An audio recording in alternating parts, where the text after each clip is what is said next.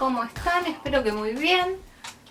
Aquí estamos con el primer ejemplo de función cuadrática. La función que tenemos es la siguiente: x al cuadrado más 3x más 2. Lo primero que tenemos que hacer es saber cuál es el valor a, cuál es el valor b y cuál es el valor c. Para ello me puse acá de ayuda a memoria para que todos lo podamos observar cuál es la fórmula general de la función cuadrática. Siempre algo a tener en cuenta es ver si cada x, es decir, en los términos que hay x, delante hay multiplicando un número. En caso de que no haya ningún número multiplicando, como es en el caso de la x al cuadrado, recuerden que debemos agregarle un 1, ¿sí? Aquí delante hay un 1. Por lo que ahora lo que hay que hacer es saber cuál es a, cuál es b y cuál es c. A, como vemos en la fórmula general, es el coeficiente que está multiplicando a la x al cuadrado, es decir, es el número que está multiplicando a la x al cuadrado, que en este caso es 1, ¿sí? B es el coeficiente que multiplica a x, es decir, al término lineal, que en este caso es 3. Y c es el término independiente, el coeficiente que no tiene x, el cual es 2. Tenemos que a es 1, b 3 y c 2. Vamos a anotar nuevamente como ayuda a memoria la fórmula resolvente, la cual nos va a ayudar a calcular las raíces. Bien, ya tenemos el ayuda a memoria. Acá tenemos la fórmula de las raíces, es decir, la resolvente o fórmula de Bhaskara. Lo que vamos a hacer es resolver reemplazando en cada uno de los coeficientes por el valor que nos dio esta función. Entonces vamos a calcular las raíces. Recuerden que la raíz puede ser una, ninguna o 2. Entonces, para x1, x2 vamos a reemplazar. El menos que está en la fórmula se queda, no se va. Lo único que reemplazamos son las letras, ¿sí? No los signos. Menos b, b es 3, entonces queda menos 3. Más menos raíz de b al cuadrado, que es 3 al cuadrado, menos 4 por a, que es 1, por c, que es 2. Y todo esto hay que dividirlo por 2 por a, que es 1. Una vez que tenemos esto, debemos resolver. x1, x2 igual, menos 3, más menos raíz de 3 al cuadrado es 9. Menos 4 por 1 es menos 4 y menos 4 por 2 es menos 8. 2 por 1, 2. Resolvemos lo que está dentro de la raíz, que es lo único que podemos resolver. Entonces queda x1, x2 es igual a menos 3 más menos raíz de 1. 9 menos 8, 1. Todo esto dividido 2. La raíz de 1 tiene solución entera, es 1. Entonces, x1, x2 es igual a menos 3 más menos 1, todo dividido 2. Perdón, se me fue la rayita de la división para abajo. En este caso, lo que hay que hacer es separar en 2 para poder calcular. ¿Sí? Vamos a tener que hacer dos cuentas. Estas dos cuentas, menos 3 menos 1 dividido 2 y menos 3 más 1 dividido 2. Menos 3 menos 1 es menos 4 dividido 2. Menos 4 dividido 2 es menos 2.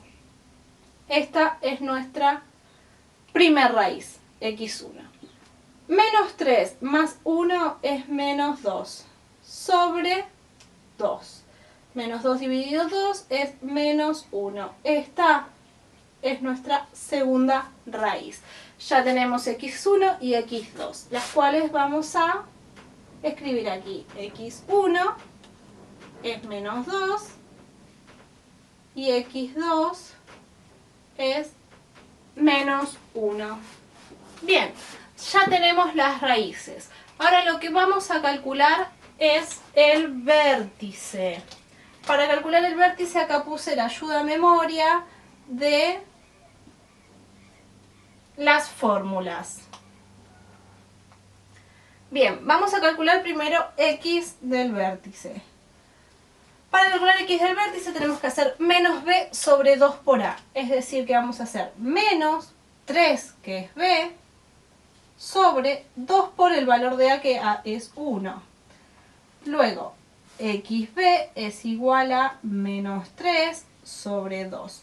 Menos 3 dividido 2 es menos 1,5.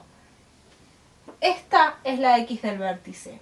Y para calcular la y del vértice, lo que debemos hacer, y acá deben prestar mucha atención, es este valor que encontramos de x, reemplazarlo en la función, ¿sí? Vamos a hacerlo ahora. Nosotros tenemos que calcular f de xb en esta función, que sería 1 por x del vértice al cuadrado más 3 por x del vértice más 2. Ahora vamos a reemplazar. X del vértice dijimos que nos dio menos 1,5. Esto es igual a 1 por menos 1,5 elevado al cuadrado más 3 por menos 1,5 más 2. Vamos a comenzar a resolver. F de menos 1,5 es igual a 1 por menos 1,5 al cuadrado es 2,25 menos 1,5 por 3 es más por menos 4,5 más 2. Este, como es 1 por 2,25, sabemos que es 2,25. Entonces nos quedaría f de menos 1,5 es igual a 2,25 menos 4,5 más 2. 2,25 menos 4,5 es menos 2,25. Y menos 2,25 más 2 es, vamos a escribirlo, menos 0,25. Y este es el resultado de IB. Vamos a escribirlos al costadito. Como pueden observar, ya escribí la coordenada de X del vértice y de Y del vértice. Esto se tiene que escribir como punto. Vamos a recordar los puntos, en este caso el punto del vértice, se escribe como la X del vértice, punto y coma, Y del vértice, que en nuestro caso sería menos 1,5, porque es la X del vértice, punto y coma, menos 0,25, que vendría a ser la Y del vértice. Este es el punto, es la coordenada del punto del vértice. Ahora tenemos que escribir la ordenada al origen. Sabíamos que la ordenada al origen era Y igual a C. En este caso C es 2. Entonces, como C es 2, Y es igual a 2. Nos queda el eje de simetría, que el eje de simetría habíamos dicho que era X igual a X del vértice. Entonces, el eje de simetría en X va a ser igual a, en este caso, menos 1,5. Ahora, con todos estos valores, vamos a poder graficar la función cuadrática. Estos valores los voy a escribir nuevamente, pero de este lado, para que nos quede más pequeño. Y aquí vamos a poder observar cómo realizar la gráfica.